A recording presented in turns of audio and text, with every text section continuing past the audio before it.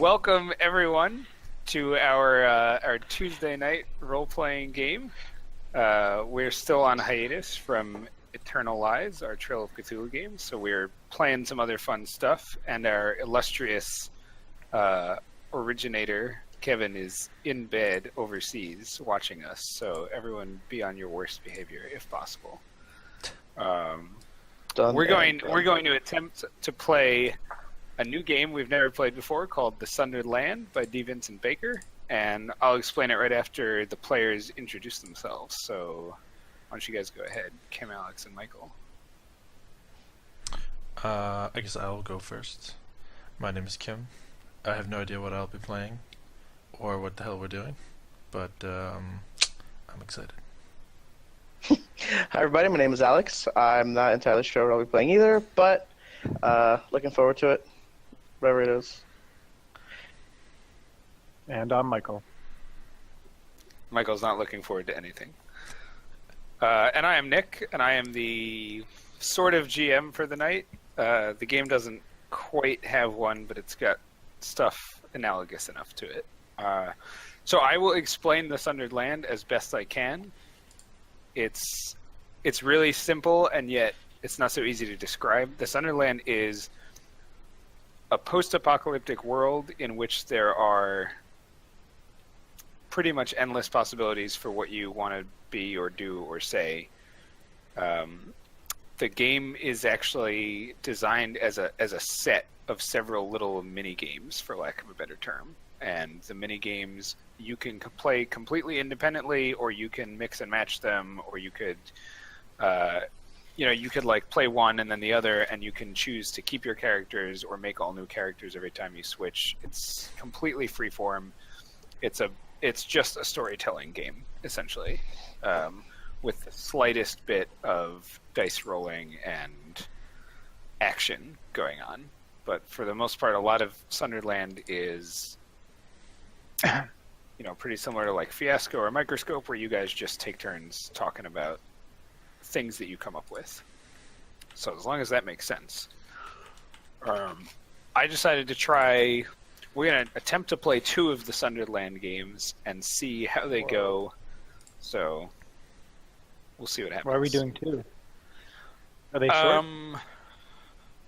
So we're doing 2 because from everything I read and the way the game sort of works, each one of the mini games would generally take you between 20 and 60 minutes. So allowing time for us to mess up or think through our answers or just have some fun, we're probably just going to fit in 2 of them and see where we are, if that makes sense.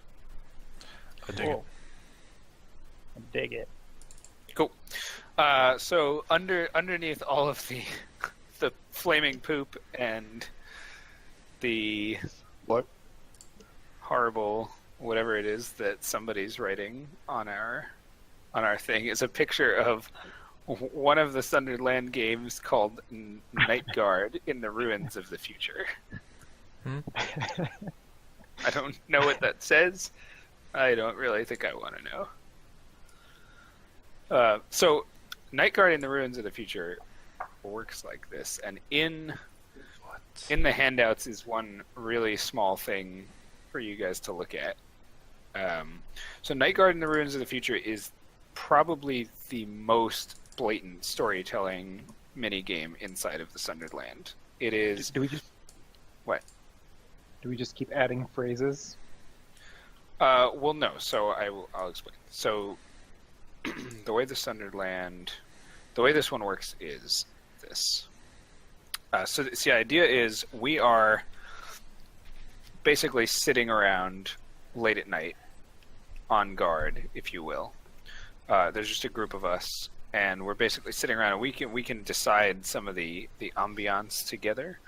But essentially, I will be asking you questions in the general form of what's written there, to try and get you to tell me your story of where you came from in our awful post-apocalyptic Are we supposed to world. not try to tell you that or something? No. You're definitely supposed to try and tell me, but only if I can, get interesting information out of you, right? So And then basically we're going to take turns, and you can like ask me questions back, or you can ask each other questions. But the idea is to like go in the circle and get everybody to tell their story of who they are and where they come from. So the only thing you really have to do, right on cue, is invent a name for your character, and that's really it. You could just keep it to yourself, I guess, but just say like who your character is.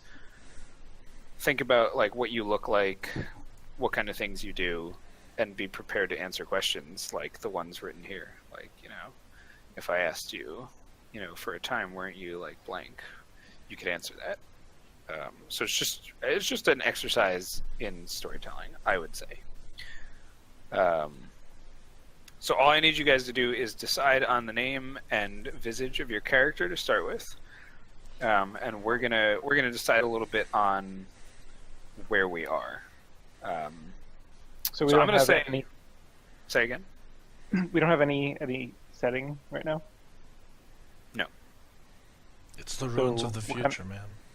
Yeah. The Runes of the Future. But so like I don't know, just for name inspiration, we don't know what we're pulling from. It's okay. I mean that's Well, okay. Earth. It's we Post-apocalyptic don't, Earth? but we can make it up, right? Like the Sundered Land Yeah. has sort of specific ambiance that runs through some of the games, but you can also just say whatever the hell you want, right? So we could be in any kind of horrific future you could think of, with any Okay. backstory to that. And I'm like sort of trying to expand the Sundered Land and the way that it works so that we actually can have some more fun. So I wanted to do that instead of just talking about our characters. I wanted us to come up with that stuff too. Like, where are we? Are we literally, just as the picture says, like, are we just in the desert, like sitting around a campfire waiting to head out in the morning and guard our stuff? Or is there something more interesting going on here? So if that helps you at all with coming up with your... Sure. I was more worried about picking something completely out of. I didn't know if it was like cave future, Cave future. Gotcha. caveman times in the future.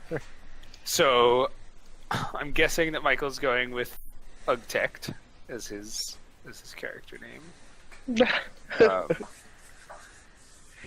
Yeah, so I mean the goal of the story, the goal of the game is this: you want to get the other characters to tell you their story, and your character wants to judge those stories, right? So like, let's say we're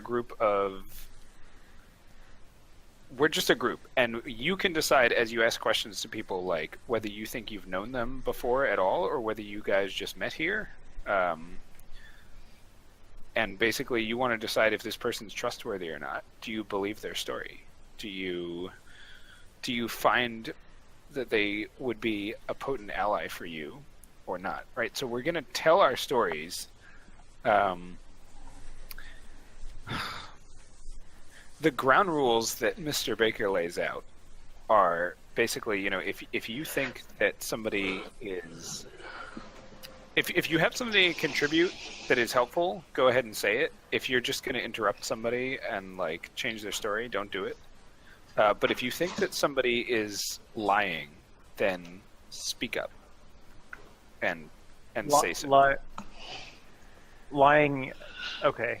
In Like- character line? Totally in character. Yes. Like that's not what happened, right? Yeah. Okay. Speak up, and there's like a ripple that we can introduce into the game. Should that be the A case? nipple? Yes, a nipple, a rippled nipple.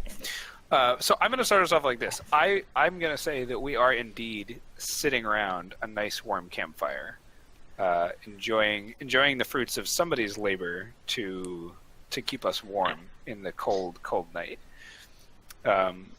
Surrounding us are the ruins of not exactly a city, something in between a quaint suburb and an actual city. Stretching out behind the buildings, you can see nothing but darkness of the fields and the mountains beyond. But there are definitely some buildings around, and we're not really sure who else is here in town. and the four of us had been traveling together as we met on the road. But I'm not really sure if any of the three of you have met each other before, or if you know, when I met you, maybe two of you had already been traveling together. Who knows? So, how about trying to like change the rules of the game as we go, basically? So somebody tell me. Well, because they're really just like go in a circle and ask questions, and I find that tedious. So I'm going to say that basically let's continue setting the ambiance, and you guys just jump in if you have stuff to say, like how did we get here? What is this place like? Are there enemies around? You know, if we tell each other stories, do we have to speak very softly, or should we talk freely because we're in no danger? What do you guys think? Of course we're in no danger. I mean, we definitely killed everything for at least a mile radius around us.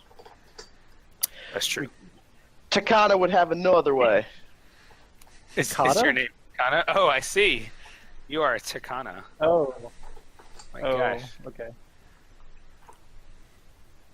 A large, brutish woman that has an eye patch and a gun holster on each side.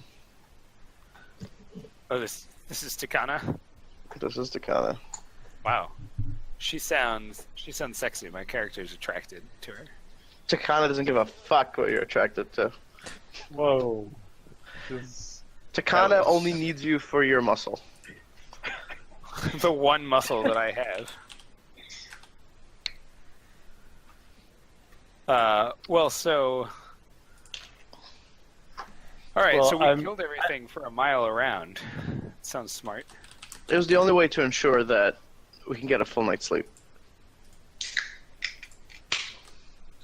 Well, of course, why would we light a fire if there was still danger?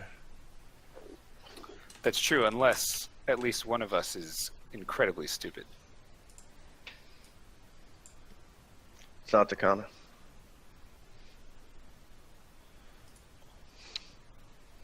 Alright, Nick. So Yes, sir. I'm a little confused as to how to, like, proceed. Right? Like, Yeah. So you have to ask us questions? Yeah, so... Or should we volunteer forward information? It's Like, both. what? It's both. Right, so like where we are and what we're doing is fine. That's why I said like you can interrupt somebody's story if it's because there's like something important you want to add, but otherwise people just tell their stories, right? So like Takana stands up and is looking menacing with her pistols on either hip, and myself glurp a very about what?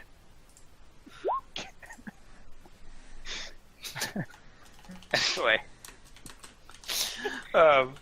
Glurp, an extremely skinny man with just one sinewy muscle that you can determine. Just one. Just the one. With one sinewy muscle. Like, yes. is What'd you it? say? Are you like Popeye, where like you have like this rubber body, like this twisty? I'm like one of those people that has done nothing except like smoke and work on a moving truck for 20 years. So I'm like just like the working man's sinewy muscles that look like there's nothing on me, but actually I could lift like 5 times my weight. Right. Okay. Like an ant. The only really defining thing about Glurp other than that is the gills that you see flapping on the sides of his neck, but most people don't ask Glurp about that. So They're just flapping. well, they're just Are like they- softly are they flapping in the air. Are they irritated by the smoke of the fire? If they were, Glurp wouldn't admit to it. Okay. So Mezcal, this old man with this weathered face, takes the stick that he carries around, which is the only thing other than the clothes on his back you've ever seen him hold on to, and he kind of jabs at the fire, kicking up the embers, and the smoke kind of billows and wafts down towards Glurp. Glurp slides out of the way and leans over to Takana and says, how come that guy Mezcal always carries his clothes on his back instead of ever wearing any? I'm sick of staring at his naked body. Oh boy, it's gonna be a long minigame. So Glurp turns to the remaining member of our party and says, well, listen, now that we're settled in and we've killed everything within a mile, I'm pretty sure I met you down in the Forest Pines Club once, didn't I? You talking to me, fish boy? Glurp looks extremely chartreuse. Glurpical. And says, yeah, that's right, sir. I'm talking to you. Well, I guess it's possible. But, I don't remember seeing you around. And I think I would have remembered those gills that were coming through those doors. Glurp, like, holds his hand self-consciously up to his neck. And he says, well, you know, it's true I may be a little bit distinctive, but maybe... Oh, well. Maybe it was But, another Mr. Brown that you ran into. Another Mr. Brown. Well, it's not a very common name out here, fella. I mean, maybe if your name were Mezcal or something, you'd be like a dime a dozen. But Mr. Brown doesn't quite cut it for me. It seems a little bit, Well, we're not seems all... a little bit secure. We're not Are you all a crazy nudists running around the wasteland with our ding-dong hanging out.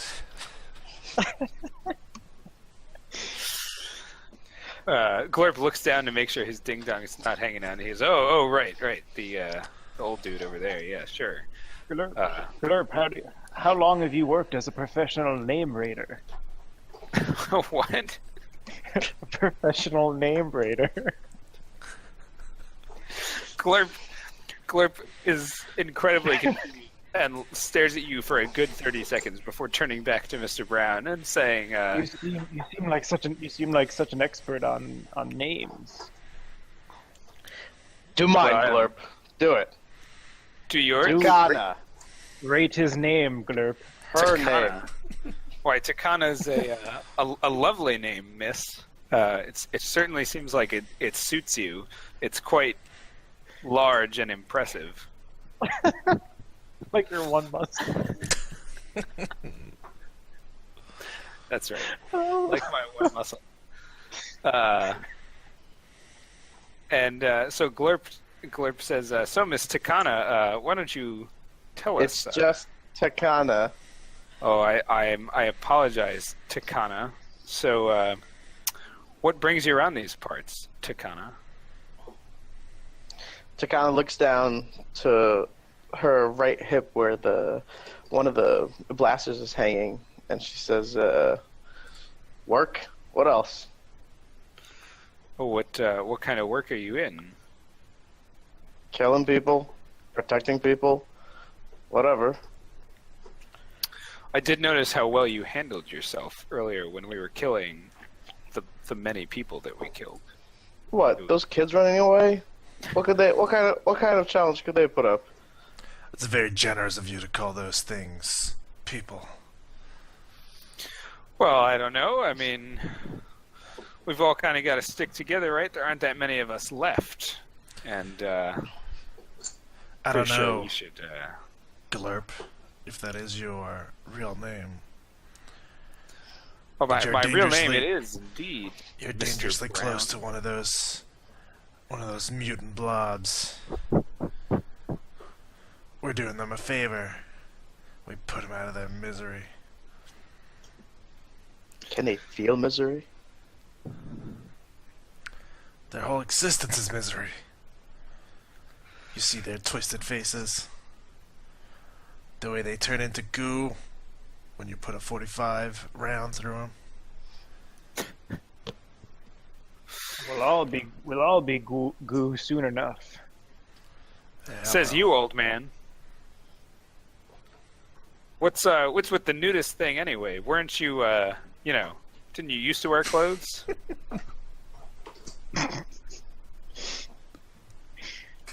Sometimes the fire is very hot on these old bones.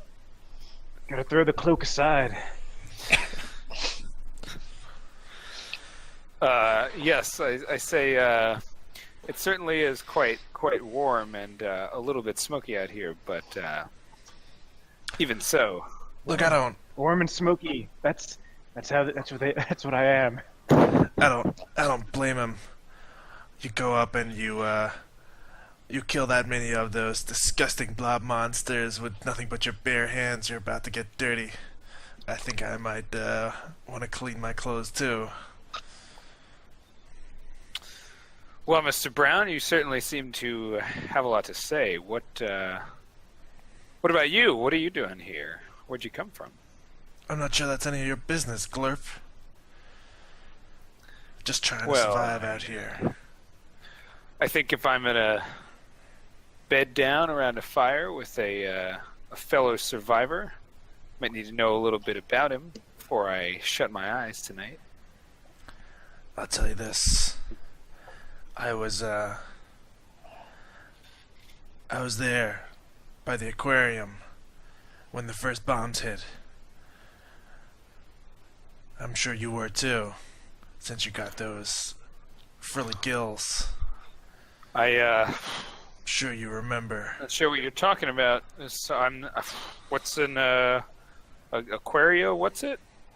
The past is the past, Mr. Brown. It doesn't matter what side of the glass anyone was on. What glass? What are you talking about? There tends to be a lot of glass at aquariums. Seems we've hit a sore subject, haven't we, Mr. Glurp? Listen, it's just Glurp. You're the only one with some kind of weird prefix to his name here, sir. Whatever you say. Takana, tell me. How is Mr. Brown dressed? Mr. Brown is wearing a long duster, and his hat is pulled down over his brow, casting a shade over his face. It has a 49ers logo on it. I don't think Takana's telling the truth. Look, there's no reason to give up your fandom just because the apocalypse happened. So, Takana, I'm pretty sure you used to be one of those Amazons, right? It's kind of. She looks down at her hands that are like all like scarred up. She's like, for a little while, but you know, they're soft with the whole. Oh, don't kill that. Don't kill. Talk to these. Not Takana's wife. But so you used to deliver packages. That's fascinating. Well, I was the only one that was fast enough to get out before they exploded. For they exploded. You were delivering explosive packages? Yeah. I mean, are there any other kind? She looks at you like questioningly, like you're an idiot. Glurp turns with pleading eyes to Mezcal and Mr. Brown, looking for some sort of sanity. He sees none. Look, you're the one who didn't want to talk about your past back at the aquarium. But now you're digging all this about the Amazon. Well, like I Sounds a said, little Amazon. insensitive. like I said, I like to know who I'm traveling with, but if you must know, I wasn't just at any aquarium. I was at SeaWorld. And you know, My God. the biggest bombs everyone hit knows. SeaWorld. You don't need to say the name. Everyone knows what you mean when you say the aquarium. But what you don't know is that I was at their slightly lesser-known New Zealand offshoot. I was there filming a movie. Takana looks at you and says, New Zealand SeaWorld. As she looks down, she's like, it is very likely, Glurp, that it was my package.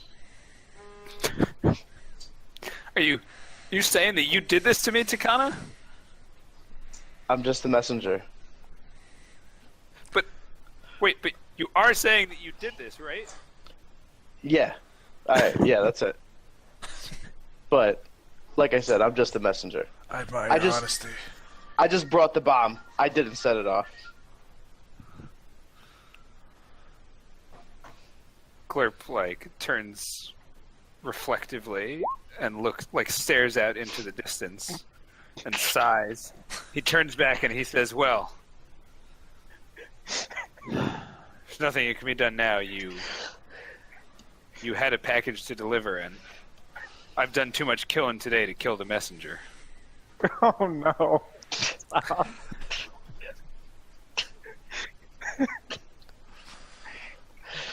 This is why I don't usually travel with you fish folk. Have you seen other fish folk around? Well, no, I thought they were all killed. Lies. Michael's calling bullshit. Michael's calling bullshit, eh? Alright, well, let's try this out. Oh, something's happening? Okay. Well, perhaps. This game is very weird and interesting. Alright, Michael, roll 2d6 for me. The game that you immediately threw out all the rules to. No, I didn't at all. We're using all the rules. I just added some so that we could just talk in a circle. An I 8. see. It sounds to me, Kim, like you're forgetting some interesting details of your story. Can I now? Am I allowed to insert any? I don't know the boundaries on what we can kind of add to each other's character, whether or not we can rip their clothes off and make them nudists or not. Say, what are you insinuating there, Mescal? I'm just saying you seem quite obsessed with your hatred of fish people, which seems quite odd for someone such as yourself.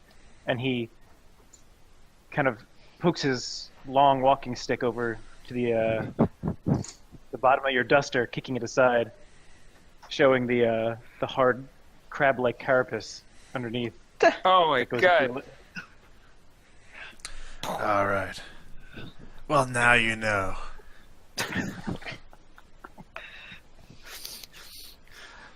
Of course it was us. I didn't see it. No, What was it? It's no secret who ordered those packages. Oh, no.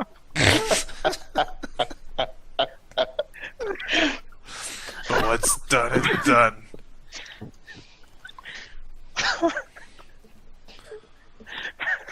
Glurp turns to you, Mr. Brown, with tears in his eyes, and he's like, we never did nothing to you. We just wanted to share your waters. You're an abomination. It had to be done. The packages were just the most efficient way. Wow. So Mezcal, seems like you're pretty perceptive. You know an awful lot about Mr. Brown. Why didn't you say something before? We were fighting alongside him all day. He could have turned on us at a moment's notice. I don't trust anyone who covers up their true form. Fabrics and Thank God, what a double entendre.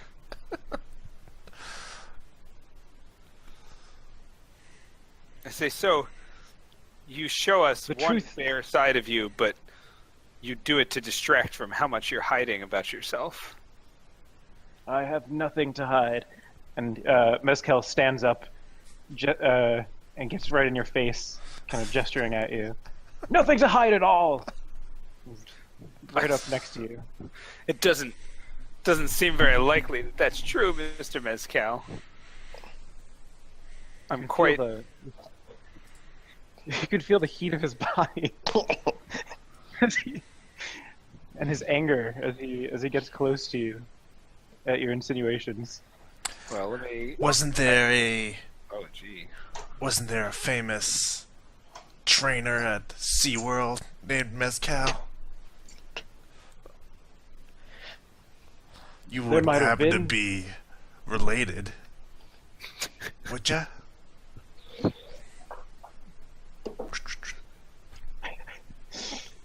Mezcal?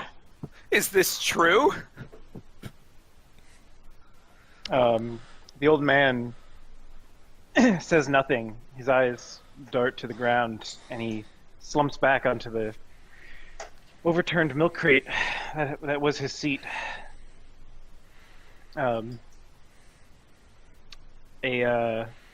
He brushes aside the tattered remains of his cloak that he wears around the only clothes he wears around his back. You see something glint in the light of the fire. It may be a name tag. It may have some sort of whale logo on it, but you can't be sure.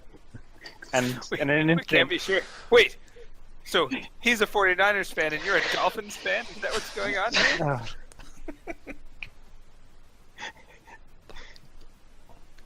Mezcal, you said that if I was to stand with you and protect you, eventually we'd partake in some.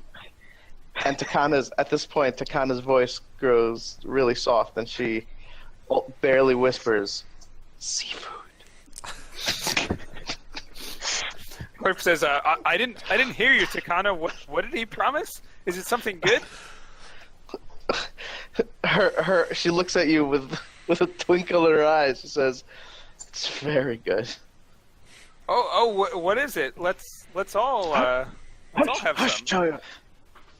Mezcal grabs Takana's arm and says, "Hush, child. The buttering will come in due time."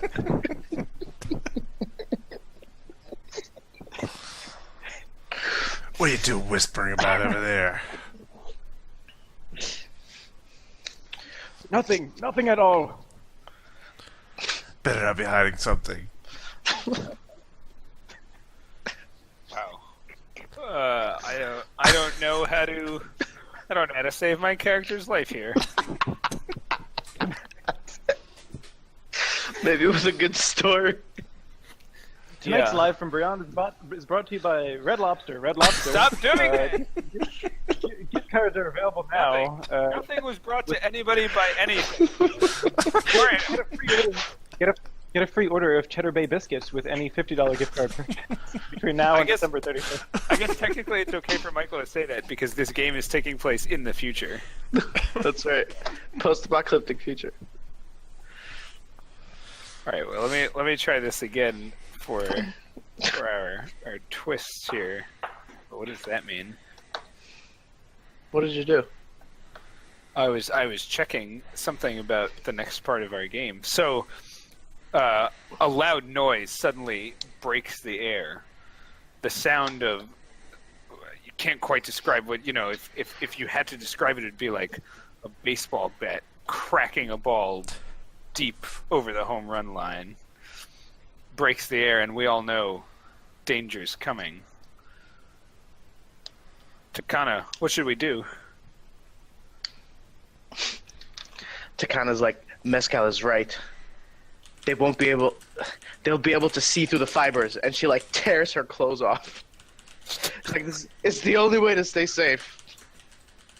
All right. Glurp also takes his clothes off. Michael disconnected. Right. Well, I still see he him. couldn't take it anymore.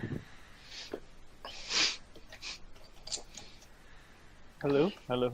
Hey, We can hear you. We just can't see you. I But think then my again- Oh, connection's just, I can see him. It does tell me that like there's like a bad connection or like a limited Oh, you connection can or see something like him. that. All But I I can see see him is just fine. Homestar Runner, but then again, Yeah, I'm with you, Nick. technically that's the same thing. I can Um, still hear you. I think there's just a lot of latency on my end for a second. Yeah. Well, you're Come still back. up on the stream. So anyway, yeah. So we've all taken our clothes off, I suppose, in preparation to face the danger, except Mr. Brown. Whoa. What did I just miss?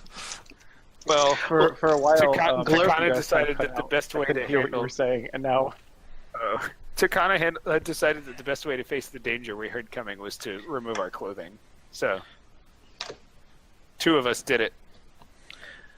That's a mistake. That's what they want you to do. No, Alright. Mr. Brown. They'll go straight for the fiber, and if you're wearing it, they'll take your skin with them. What skin? And you see Mr. Brown's arm come up, and he goes clack clack. You see his giant claw. Oh my god.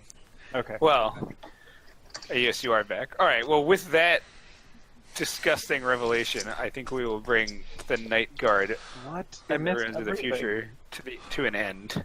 I missed the whole thing. You didn't miss anything. There was some impending danger. We took off our clothes, but Mr. Brown refused to, instead revealing that he was a lobster man. Oh, I thought the impending danger was that we were going to eat you guys. No. Apparently, we're postponing that. Well, I thought we were we're- gonna, I thought, We're I eating, thought the we're eating fire- both of them? I thought the revelation was that the fire was just to melt the butter. well, if we're getting butter, technically we should be going after Crab Lobster Man here first. None of this poor fish dude. I'm just a guy with gills. He's actual Yeah, but fucking we're- lobster.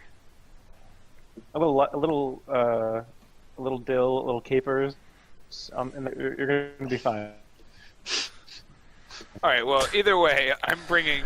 Mr. Brown stands up. He says, "I think I've had bad enough of this." And his other claw, he pulls a sawed-off shotgun from underneath his coat. Says, "I hope none of you have shellfish allergies." Cocks his shotgun. Oh my god. Oh no! He Now did I it. lost Michael.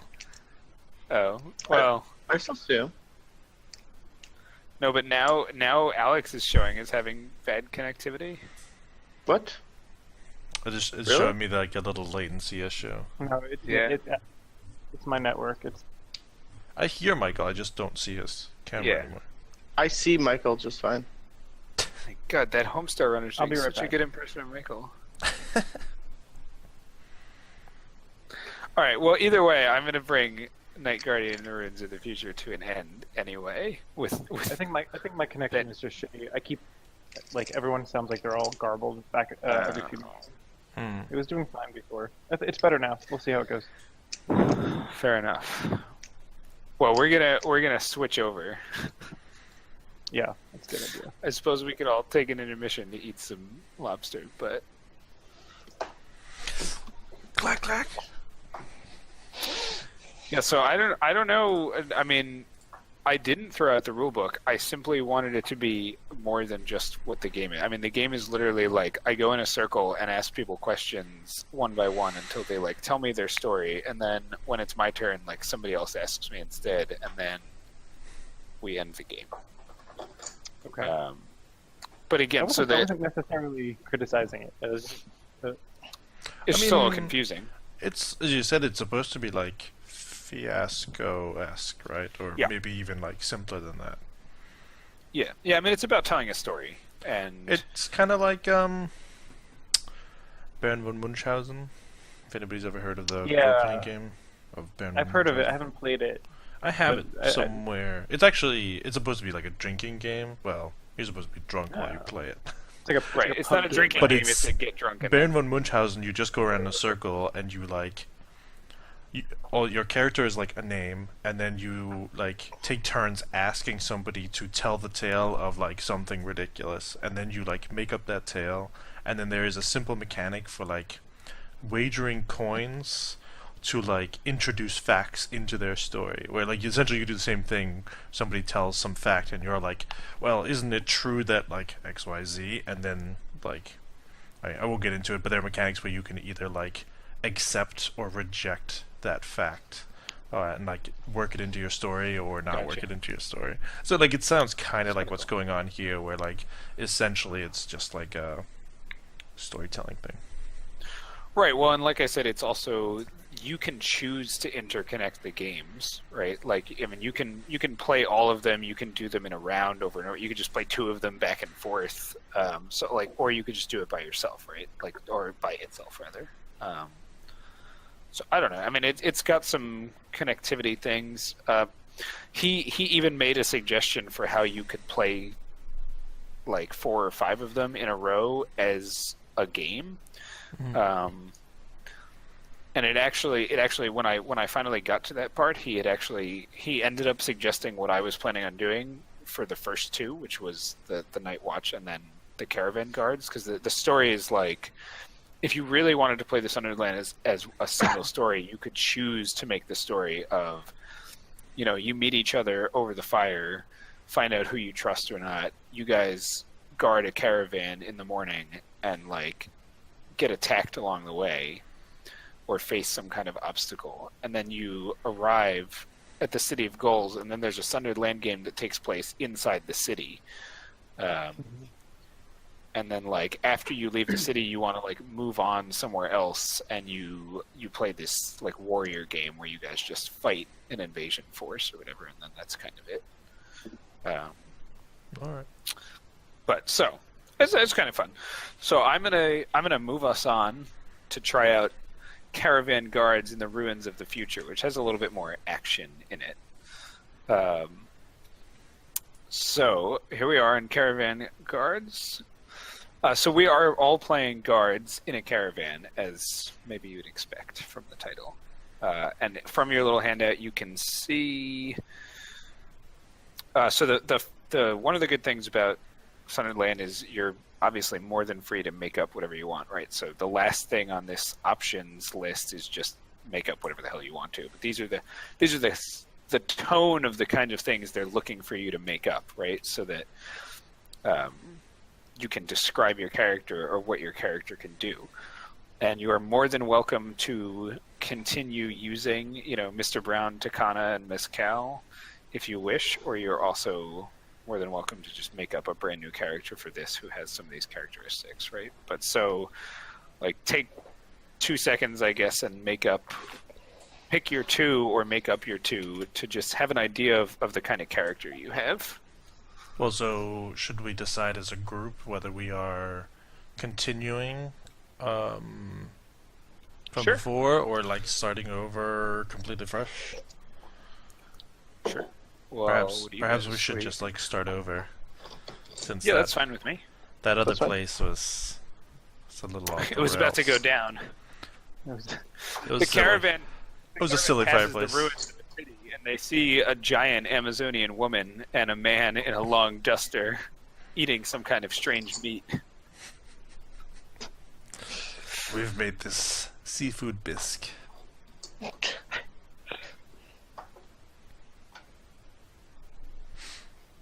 Sorry, I gotta go change my name now. Yeah, so I'm picking my things. You pick whatever you like.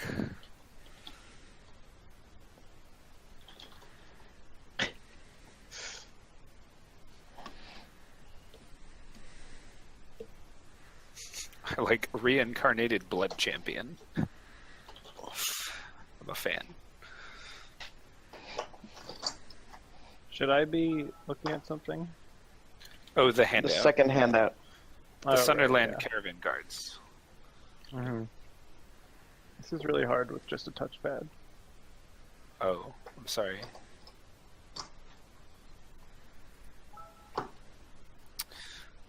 Sewell, Child of Light. All right.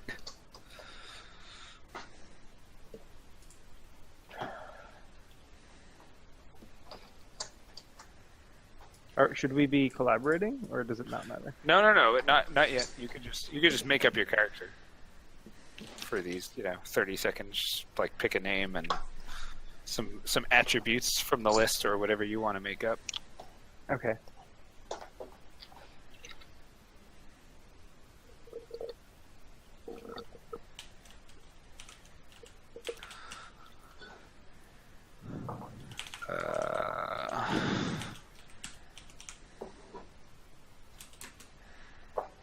All right, so are you guys satisfied with that? With your characters? All right. You're good? Okay, so here's the setting. Much like the picture, we're riding on horseback through the desert, guarding a What quite picture? large caravan. What picture? You have to move the players over. I thought I did. Sorry. So much like the picture, we are on a caravan, a large caravan in the desert. We're on the burnt road. Riders are on fleet horses with tireless, irritable buffalo heaped with goods, silver, spices, drugs, bales and bolts of silk riding alongside of us. We're risking the raiders, the monsters, and the ferocious weather of the Sundered Land. We're riding as the guards of this caravan. So, once again, if you have something to contribute or change, you're welcome to, as long as it doesn't, directly, contradict somebody else or mess with their story. I will call myself Wilster, but I'm not going to be partaking of your guard riding. I am going to present you with your obstacles. So, why don't you guys first describe yourselves and where you are as you ride along? All right. Craxor is a beast of a man. Almost 7 feet tall. He rides a large, 8-foot armored lizard beast. He has all kinds of they look like tattoos, but they're like branded designs all over his body. All kinds of bizarre designs dedicated to some old forgotten gods. Zool is riding on the neck of one of the buffalo. He is a child of no more than 10 years old.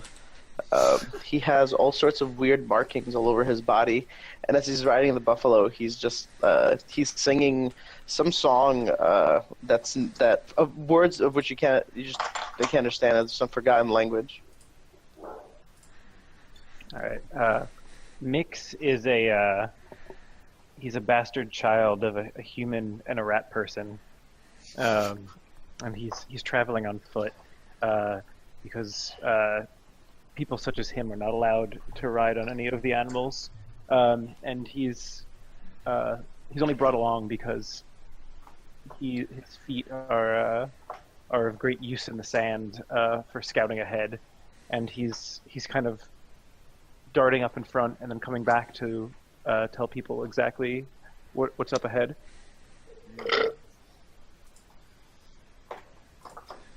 So, Mix, as you ride, for the Put your caravan- mic down, Nick. Yeah. Sorry, the caravan is quite large. Mhm. The entire thing stretches easily a third of a mile. As you're riding on one of your trips back towards the head, you're approaching the head of the caravan, and you see huge clouds of dust and sand, not far from where the front of the caravan is, and you start riding harder to see what's going on, just as one of the forward people comes riding back to you, shouting and gesticulating wildly. What is he shouting? You can't hear him from here. He's just it seems like he's babbling incoherently, but you might just be too far away to tell. All right, I'm just gonna call out to Craxor. Craxor, Yes, child. troubles are brewing. The mouse man is gonna say so. Well, that's not unexpected. Rather than getting closer, Mix just sniffs the air and tries to figure out what's causing all the commotion up ahead. So you're like going on ahead to see what's up there? Well, no, I'm trying to use my superior half rat person senses to. Okay. It's not what's So- going on. I will without make putting you. myself in danger. So first, I will make you roll for it. You were ahead of me in one way, but just so you guys know, once anything happens, like 30 seconds from now, any one of you can demand that another person roll for something that they say they want to do. Like if it seems dangerous or hard or just interesting, you can demand that they make a roll. I demand that so- roll. Yeah, Michael. So roll 2d6. I just want to get a sense of what kind of danger's ahead, so that I could Sure. maybe go back and fulfill the child's prophecy. Wow, 12 is pretty good. Craxor. I'm supposed That's to why give they- you like everything and more. That's why That you that's why they bring me around. Craxor. All right, so Yes, child. Mix closes his eyes and sniffs the air, With and my he whisker. smells a smell that he wished he'd never have to smell again. It's the stench of death multiplied many times over, and he knows that there's far more than just a dead body up ahead. Yeah, it's hanging heavy over the stream. All right, Michael's banned. Okay. Okay. So you're because your role is that ridiculously good. Yeah. You can also take an advantage over what you just learned, and either Alex or Kim can describe how that advantage is manifested. Okay. So either one of you, it doesn't really All matter right. to me. I'll take dibs. Okay. All right. I say. Azul says, Craxor, I wish to claim you're dead. May I have permission to do so? What does that mean, child? See, those that you're gonna kill in the next 30 minutes before their light fades. I wish to claim them. Once their blood is spilled, they are of no further use to me. Thanks, You may Craxor. Do whatever you desire.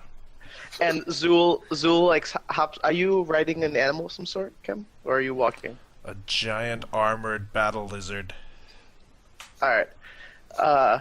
Zul hops off the buffalo and attempts to scramble up the lizard and like give Craxor's leg a hug. He doesn't seem to care whatsoever. All right. Fair enough. He just mutters under his breath ancient prayers. So, I guess. All right. Sorry. Go on. So Mix, as you're realizing the awfulness of what's coming, and some memories start to come back to you of the last time that you sniffed such a sniff. The screaming man finally reaches you, and you can tell that he is indeed actually just babbling incoherently, and he seems like absolutely terrified out of his mind. A chill runs down my spine, and I know that letting the man reach me would be a terrible idea. So I kind of shove him as much as it pains me back toward into the sand, and I start running back, yelling to the rest of the caravan, everything behind, of the danger and the death ahead, to stop. Running back all the way until I get back to Zul. And Right. Craxor, his friend. Craxor, he kind of the like low muttering chanting stops, and he just says, "Finally, And he kind of, with a large like yell, he like spurs on his battle lizard, and it like rides up to the front of the caravan as he gets ready to meet whatever foul enemy that's charging at us. He kind of unsheaths this gigantic old scimitar from his back. As he pulls it from its sheath, you see that it oozes with this kind of dark fog that comes from these ancient ruins carved into the blade. As he approaches the front of the runes say? the meaning is long forgotten, but you could not comprehend it even if you could read the Even if you ancient could symbols. comprehend it, you wouldn't. You would immediately go quite insane. Tongue of the liar, eh? With Kraxor standing at the ready, and Zool watching him. Zool jumps up and down on top of his buffalo or whatever he's riding, and he's like clapping his hands and like cheering excitedly. No, this is not for cheering. This is not a time for cheering. We have to move. Mouseman, where's the rider? Where's the guy that came back? The death, the poison, it's spreading. It's spreading from the front. We have to go. We have to move backwards.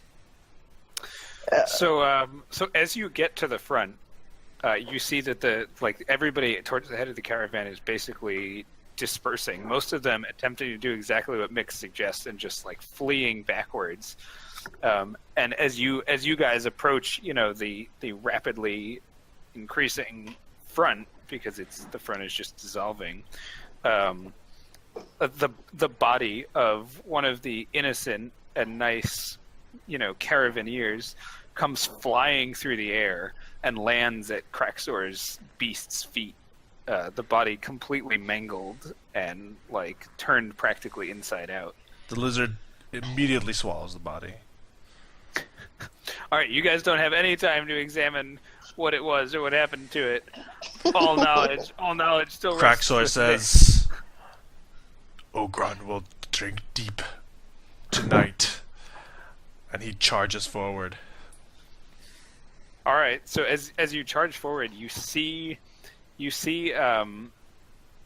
several of the caravaneers are still on they're still walking beside their buffalo.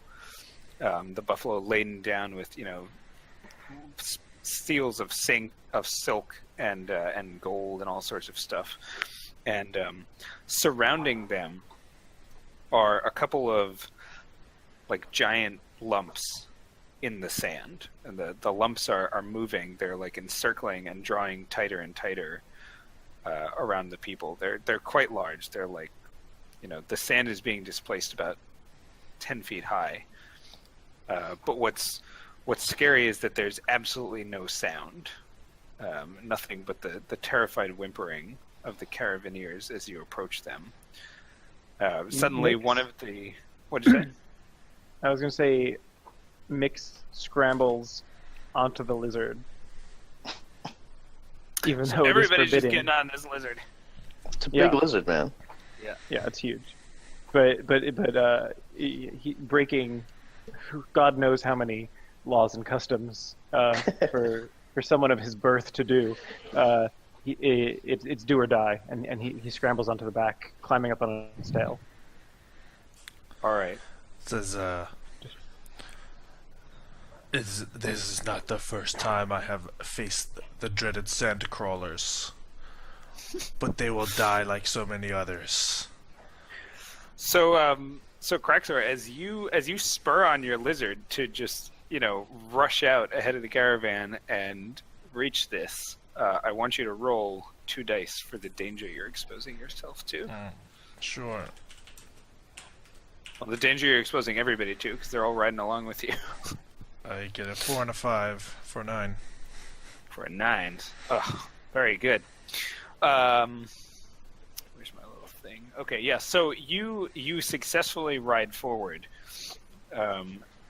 staring danger in the face, literally and figuratively, All right. So and narratively. as Craxor kind of like rides up on one of these moving sand dunes, he like swings his scimitar in a great arc along the bulge, and you hear a loud like shrilly shriek coming from the beast under the sand, and like immediately you see like this bluish ooze blood like spurt out, and like a snake-like beast like suddenly pops out of the sand high up into the air, and you can see there's this large, like several feet long, like gash in its side, and the wound like spurts out, and then you can see like the flesh like starts to die around it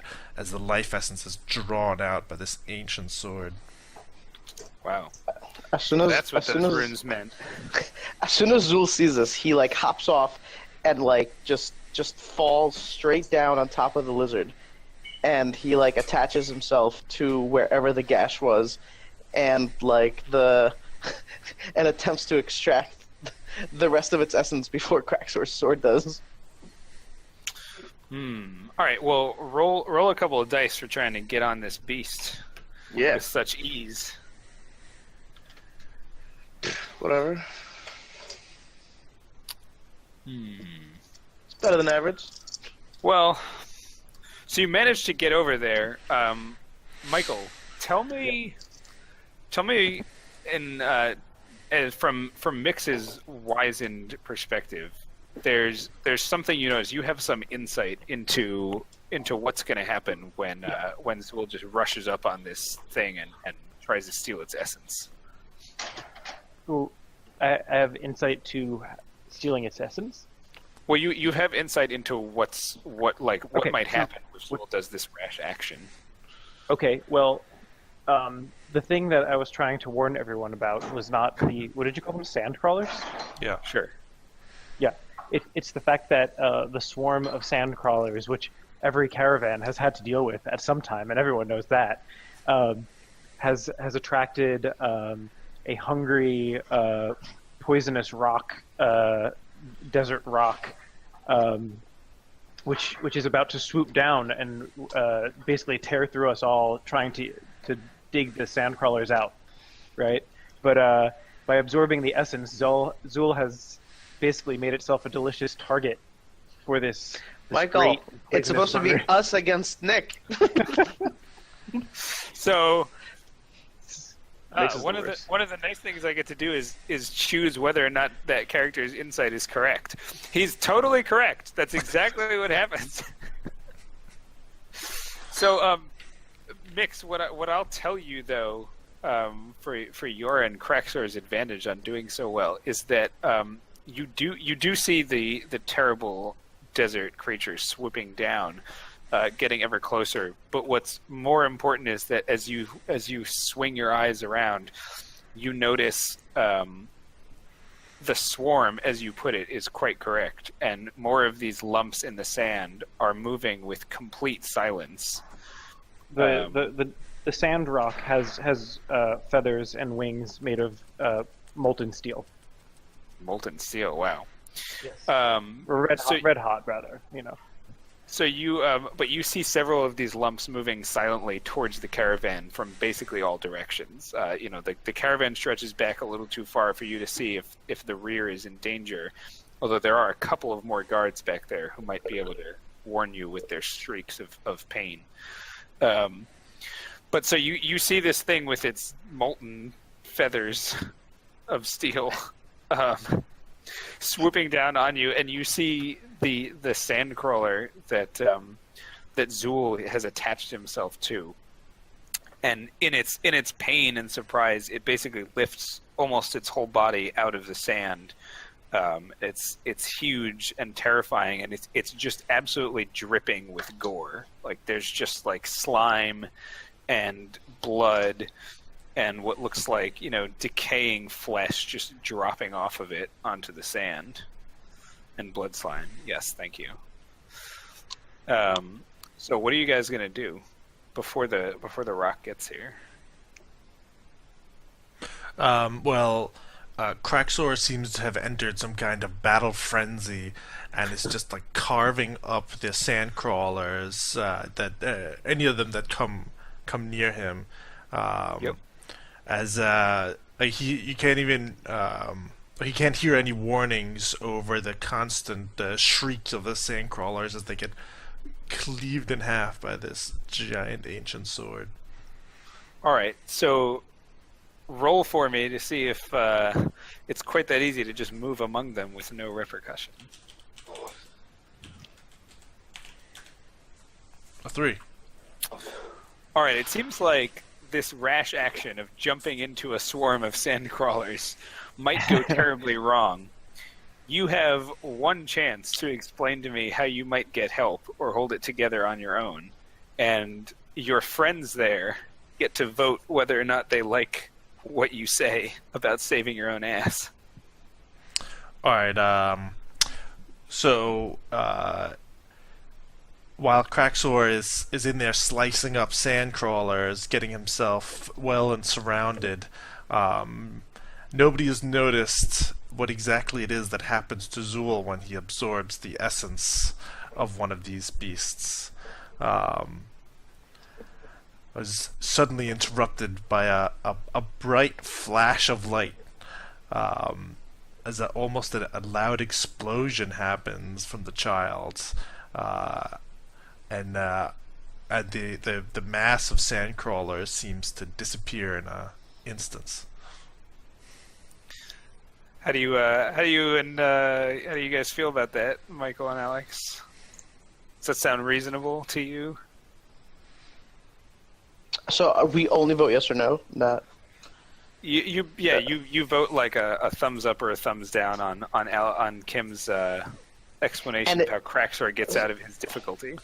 And what happens if he doesn't get out of his difficulty? What's the repercussion? No, so he always will, but there might be problems if you guys aren't so happy about it. He'll end up killing them, and I'll explain what happens. But I'm fine with it. There's other threats coming our way. Michael, Let's go. are you froze again? Yeah, he froze. Oh, he's back. He's sort of. It's like a slideshow. All right. Well, Michael's still frame votes yes. All right. So Zool's light explodes outward, and the nearby gaggle of sand crawlers. I don't know what's going on with Michael. He seems worse. I can hear you. I don't know. Oh, okay. He has some latency issues again. That's fine. Yeah, So It might be. Maybe it's roll 20. Who knows?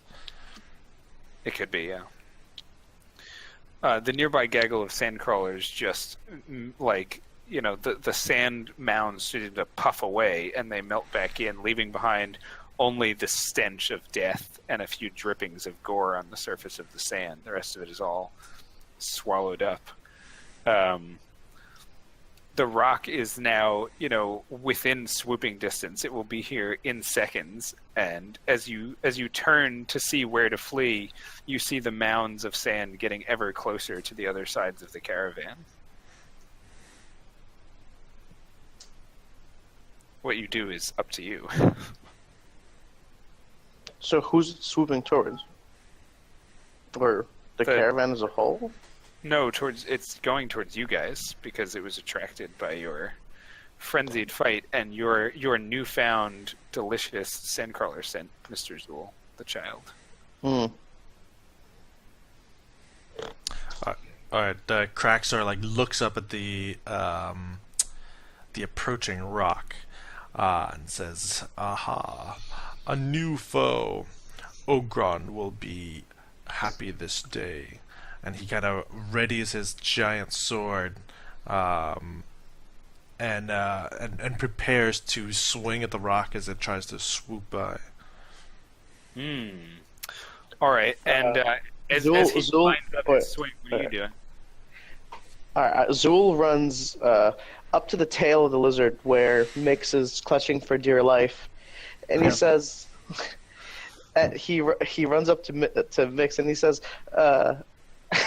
he's like laughing the whole time as he's like running away from the like destroyed bodies of the sandquellers, and he's like, Mr. Mouse, I made this for you, and he hands him like essentially what looks like just like a sword, but it's just made out of light, right? It's just like a beam of light.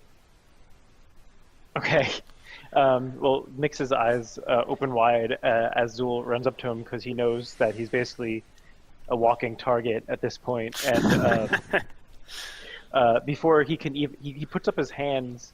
He goes, "Well, no, stay away!" But as he puts up his hands, the light sword is put into them, and so now he's holding it. He feels you. Yeah. What is it? How does it feel, Michael, holding that sword? He starts to say, "I wouldn't know the first way to swing this," and halfway through the sentence, he realizes he knows exactly how to swing this. Just holding it kind of has imbued him with at least a knowledge of how to work it real good. Why did you have to add that? We understood what you were saying. You didn't have to say that last part.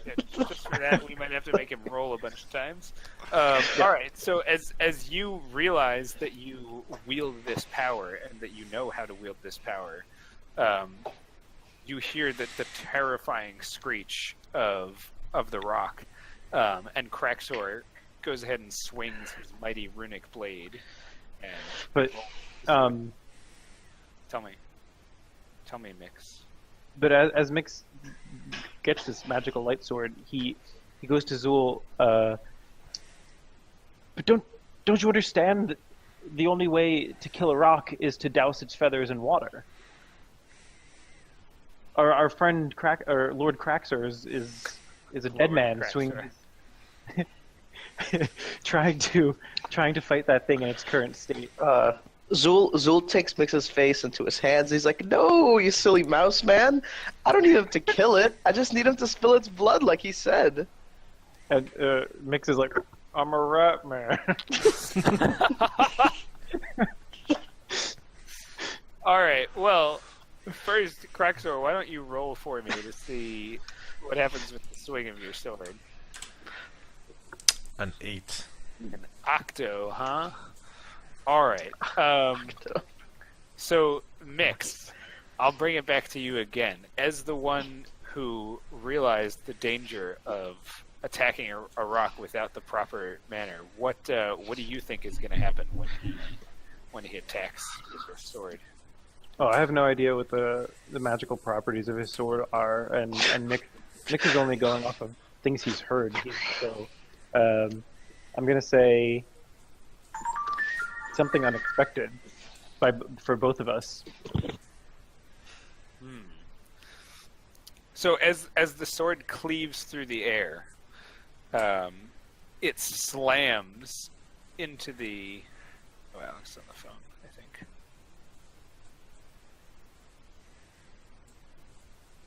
I'm sorry, guys. No, it's okay. Go ahead. Just wait so you could hear what happened. So, Yep. so Kraxor's sword like cleaves through the air and it slams into the molten steel feathers.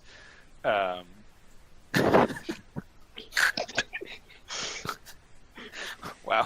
Of the rocks. And all right, cut that out. So the ring of the two like metals hitting each other basically just like booms through the air intensely loud. And as it happens, two things occur. One, the rock veers away, its giant like metallic talons just barely missing any of you. And it swoops back up into the sky to try again. And as the sound waves like slam into the caravan, all of the bundles of sand that were approaching the caravan just go popping up, and these sand crawlers dripping with gore appear in a circle around the entire caravan, and several of them that are close enough just hurl themselves on top of the buffalo and the poor caravaneers and start devouring them.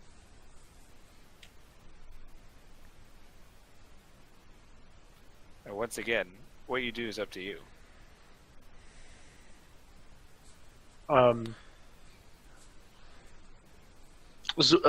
Zoo looks at Craxor and says, "Okay, Craxor, you take the bird. Mouse Man and I will take the crawlies." Exactly. Imbued by with courage for this, with this sort of light, Nick's, surprising himself, jumps down off of the lizard and goes after the closest person in danger and starts hacking away at one of the sandworms crawlers. Okay. So the sword of light just like rips quite easily. Like not even. It rips like toilet paper. No, I mean you don't feel resistance with the sword. It's as if the sword is just made out of light and it simply passes through the body of the creature, just splitting it open. And as more blood and guts and gore rain down upon you and the unfortunate soul that you have basically saved the life of, you see like several of the remaining sand crawlers come rushing towards you. You see them come rushing towards you. over the din of the screeches, the screech of the rock and the screams of the caravan goers and the sounds of the worms. A lot of screeching. Mix yells out to Craxor, "Lord Craxor, I have an idea." He turns around and looks at you expectantly. The rock, it's attracted to the sandcrawler's blood. If we can use a trail of their dead to lead it to the oasis. All right. Craxor turns around and grabs the limb of one of the sand crawlers and drags it quickly over to his battle lizard and with a large scream kind of sets it running towards the nearby oasis, leaving a trail of sandcrawler blood and ooze behind him. Okay. Zool, can you roll for me?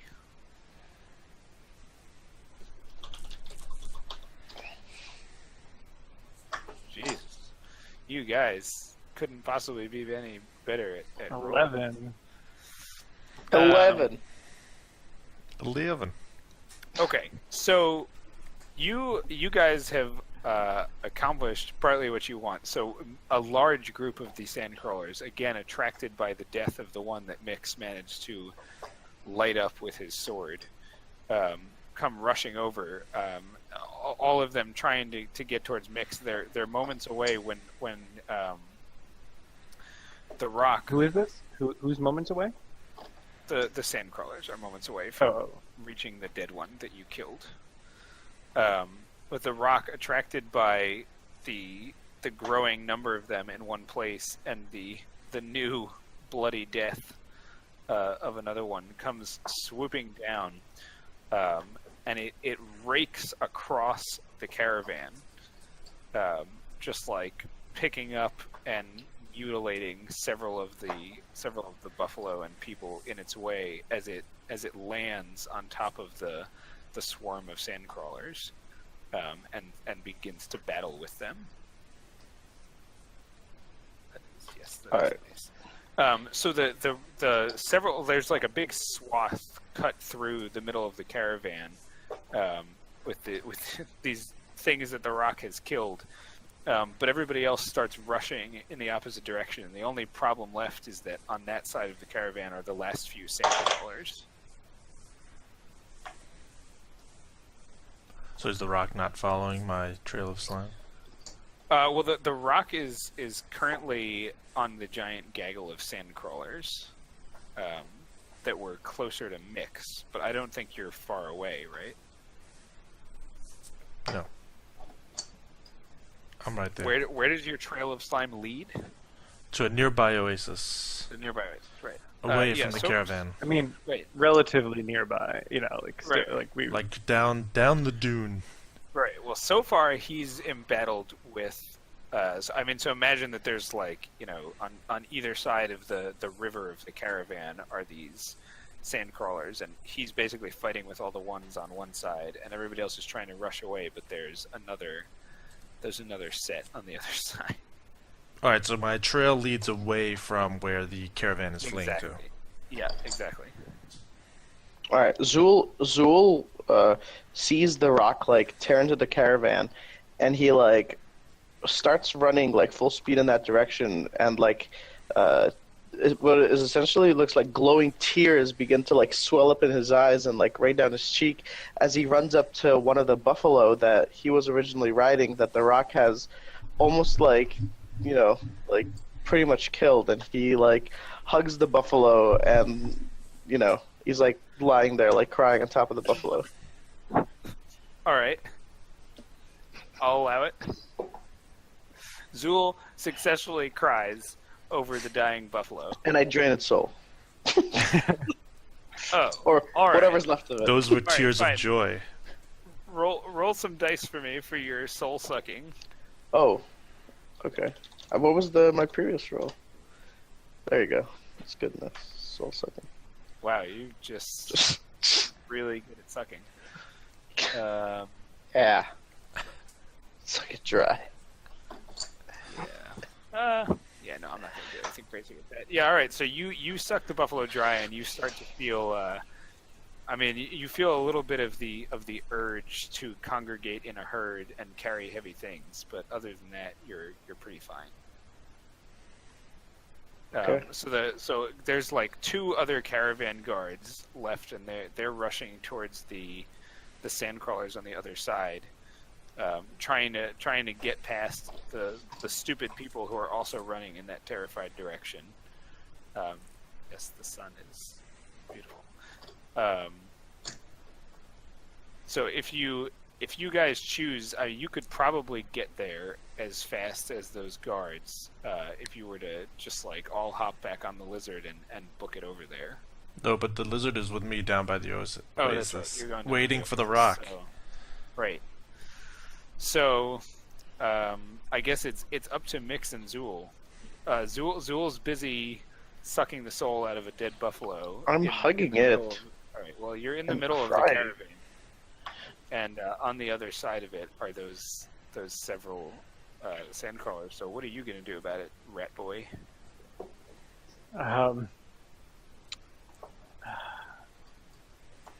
Wait, which side were the guards approaching from? They were coming up from the rear, and they're also heading towards the sand crawlers. They're trying to get there before the crazed, terrified people just run right into their open, gaping maws.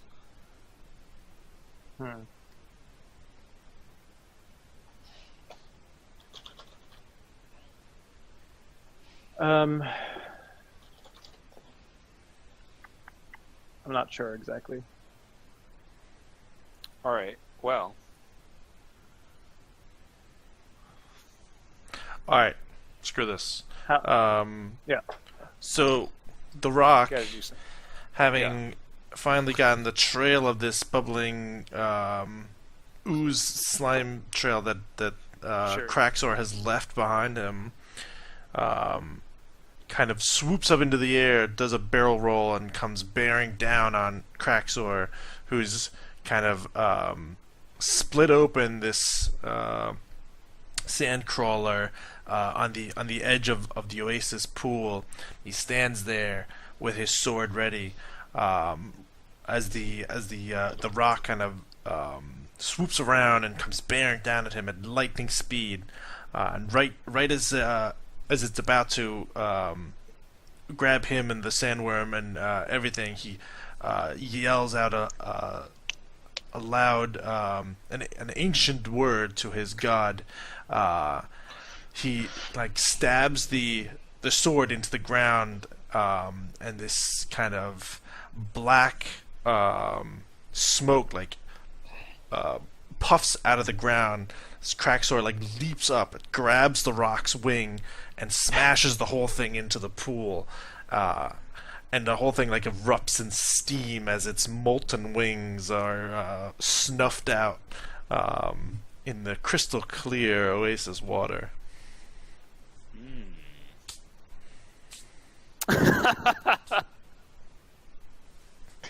Craxor. Well, Everyone's tonight's session is brought to you by Buffalo Wild Wings. let me see. Let me just see just how impactful that was. Give me a roll there, Craxor. This is going to be a 2. It's gonna be a 2. 8. No. So Craxor does as he suggests, or as he sees it in his mind's eye.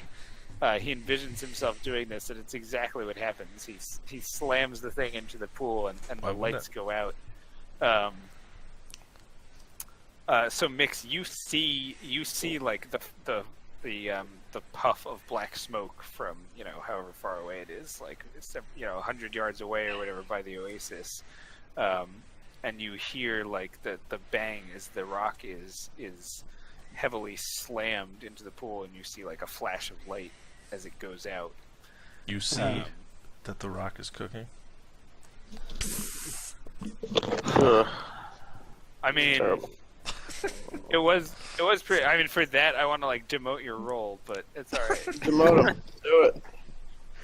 No, I actually have been Bring having your a really hard lightsaber. time.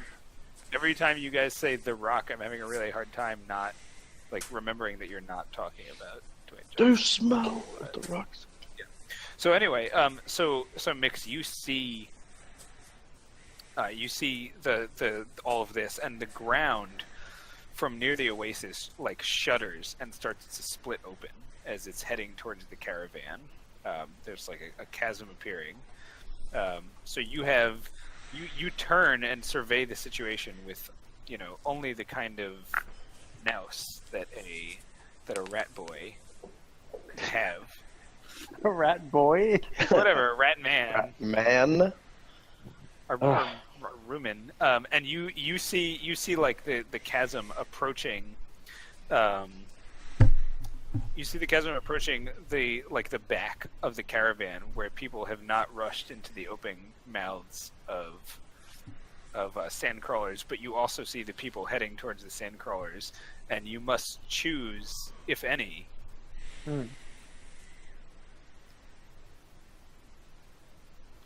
If any, what? Is there more You to have say? sorry, no, my cut off. You have to choose who, if any, to try and save. So it's the people who are basically being eaten by sandcrawlers, or the people who are They're about pretty to fall much into the about chasm. to be. Yeah. Or the people who are about to fall into this chasm. Yep, that's right. Well, I don't know how. I basically run towards the chasm, and You fall in and die. No, what happened? Well done. and I don't know if it's possible. At the last minute, there's a small child who's about to fall in, and just as the sand, they slip down the sand as it opens up beneath their feet. I thrust out my hand, the one holding the sword of light, and I hope that my instincts are correct, and that when they grab it, it will not cut them. All right, roll for it. For the sword of light knows my will. Roll for it and hope that your luck, that everybody's Sword of luck light. keeps on going. My God. That's a 12. It's a 12. All right, so Mix is a beast. as you just like slide, like screech to a halt on your feet and thrust out the hand with the sword. The child, or the child with like others, like instinctually grab at it, and as they grab on, their hands are not cut. They just hold on to it, and it's solid, and you use it to pull them back. However, you have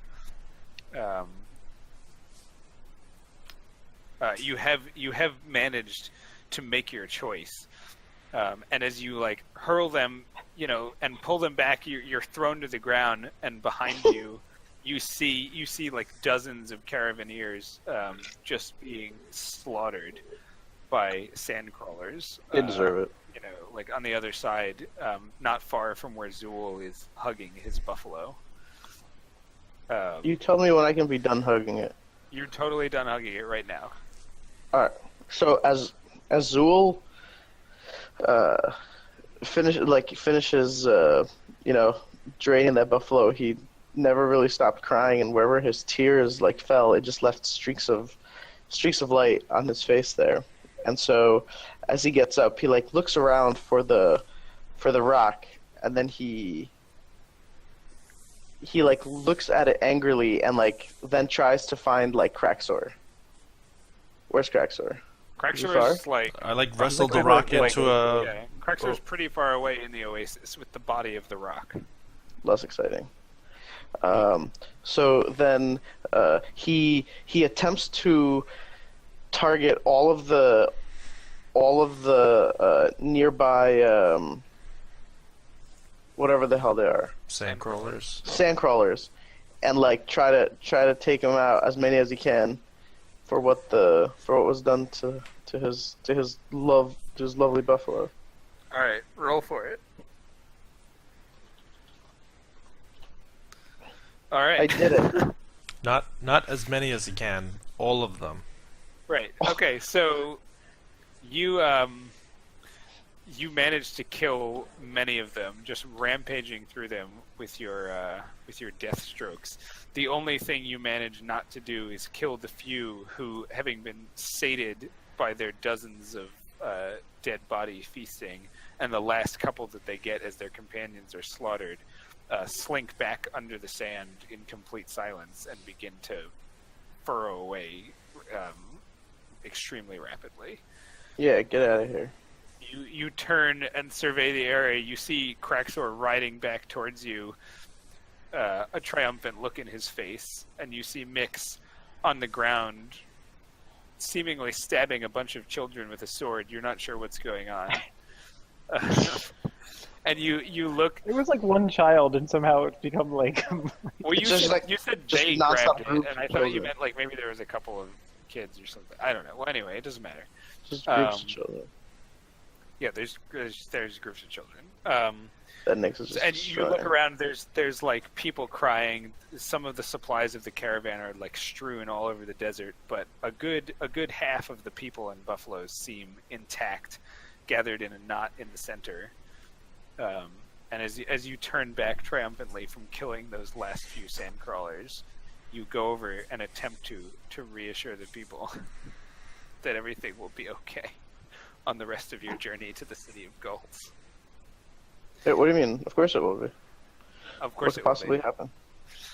Well, we killed all the sandcrawlers, so you guys gather back together with the last couple of caravan guards who managed to survive the slaughter, and you safely convey the remaining half of the caravan to the city of Gulls.